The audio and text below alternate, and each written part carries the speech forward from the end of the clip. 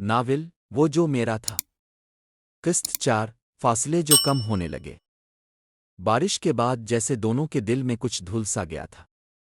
اگلے دن یونیورسٹی میں زویا نے ریحان کو دور سے دیکھا اور پہلی بار وہ اس کی طرف بڑھا۔ کل تمہیں کچھ کہنا چاہتا تھا مگر الفاظ نہیں ملے۔ زویا نے حیرت سے ریحان کو دیکھا، آپ ہمیشہ اتنے خاموش رہتے ہیں، ایسا کیوں؟ ریحان تھوڑا مسکرایا، شاید اس لیے کہ دنیا کی آوازوں میں دل کی باتیں دب جاتی ہیں۔ اسی لمحے اقرا آ گئی اور زویا وہاں سے ہلکی مسکراہٹ کے ساتھ چلی گئی، مگر دل میں ایک نئی دنیا جاگ گئی تھی۔ ریحان اب اکثر زویا سے کتابوں پر گفتگو کرتا، کبھی چائے کی دعوت دیتا تو کبھی کسی لیکچر پر تبصرہ۔ اور زویا، وہ بھی دھیرے دھیرے دل ہارنے لگی تھی۔